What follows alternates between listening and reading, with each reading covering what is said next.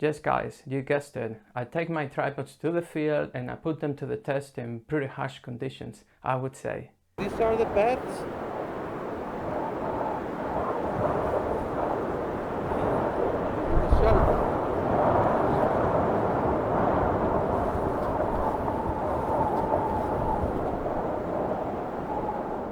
Are you looking for a travel tripod? Have you considered the brand Manfrotto? Well, then this is your video. I'm gonna try to help you find out the trade-offs about all these tripods. So this is not gonna be the typical positive review that you find there in YouTube. This is gonna be one about the flaws so that you can make an informed decision when you buy one of these tripods. I'm gonna speak about the Manfrotto Elements Carbon as well, but it's holding my camera right now. That's why it's not here. I've been taking that tripod to all my hikes, and I also took it to my winter hikes and winter wild camping and cross-country ski with a pulka on the sledge. And the tripod did great, even in negative 23-25 degrees Celsius. The only thing is I had to heat up the twist locks before they would operate because the tripod was frozen. For these harsh conditions, I wanted to have a bigger tripod, one of these. Flaw number one. The center column, it just sucks. It's very bad. And so yeah, Manfrotto, I think in my experience, does great products, but the center column of this tripod, the Befree, sucks. It's just pretty bad. Why? Because you can just go on and on and I'm doing this thing and you don't have the tactile feeling that it's loose or that the camera is secure when you want to lock it. You just don't have the tactile feeling. So you have to go all the freaking way every single time. And I think it took me like 4 to 6 half turns to have it unfastened or loose so that you can change the height. GT models have this different new mechanism that you just turn this like 1 half turn and it already works. If you're not going to use the center column all the time, if you only occasionally are going to use it, then yeah, by all means, this is an excellent tripod. The aluminum version feels sturdier, and I wouldn't necessarily attribute this feeling to the 250 maybe grams more it weighs, less than 250 grams. It just feels sturdier. Maybe I think it comes down to the material that is aluminum, and it feels sturdier than this.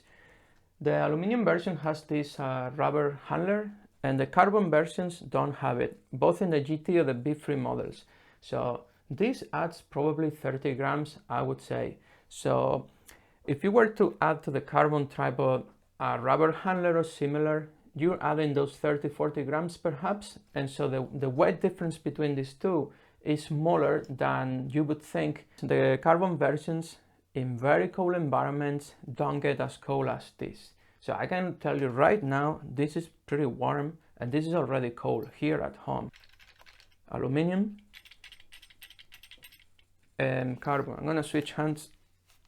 So we'll do here scientific tests. Carbon, aluminum.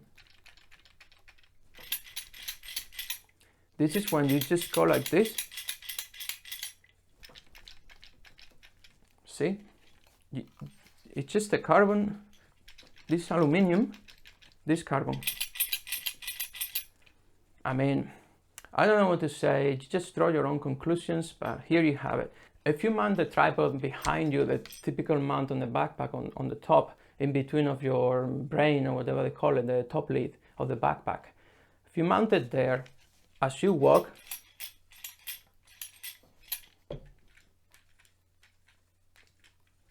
this is gonna be the noisier option. So if you like to have the tripod cling, cling, cling, cling all the time, go for the carbon version. If you don't, go for the aluminum version. When it comes to packability, the great thing about the Manfrotto Elements is that you can put it in a backpack horizontally and it fits perfectly. It just fits everywhere. Just more or less imagine an Algene 1 liter bottle and it's kind of the same space, just slightly longer. So if you have one of those at home, you can figure out more or less the volume that this tripod is gonna occupy. However, none of this will fit horizontally in a backpack. You can put it on top, you can put it on the sides, whatnot, but not inside the backpack horizontally. You will have to put it vertically. I tested all the 4 tripods. I tried to put them inside this typical cabin luggage, and all of them fit inside. The difference would be that, again, the elements, because it's the shortest and the smallest, you can put it horizontally in your cabin luggage suitcase. But the rest of these tripods, you have to put them vertically in your suitcase. So they all fit still, which is a good thing. The GT version fits a little bit tight, but it still makes it inside, and it's not very hard to put it inside. It's just that it's tight. The rubber tips or rubber feet of these tripods are all different, including the GT Aluminium and the GT Carbon. They have different feet or rubber feet. Go figure. I don't think it's a big deal, but just for you to know. One thing that is very important, to me it's a flaw, is this Manfrotto Ballhead. Everywhere online they'll tell you the plate is ARCA Swiss compatible. But how about the Ballhead? Is it also ARCA Swiss compatible? This is something I haven't heard in any YouTube video. And the answer is no. The Manfrotto Ballhead will not take an ARCA Swiss plate. So if you're gonna switch cameras, you need to have the Manfrotto plate in each of your cameras, or otherwise you need to change the ball head of your tripod, or you need to use an adapter. Befree or GT, again, it's just a matter of weight. If you don't mind carrying more weight, I would certainly go for the GT version. If you want a sturdier tripod, and it's just so much better in every aspect, and it gives you the good center column. It gives you this feature. You can take these low angle shots. You need to unlock this, and here you go, and then you lock it. It's fancy, whatnot. For certain applications, I like to have this feature. I hope the video has been helpful. If you have any question or comment, just drop it down there, and see you next time. Take care. Bye.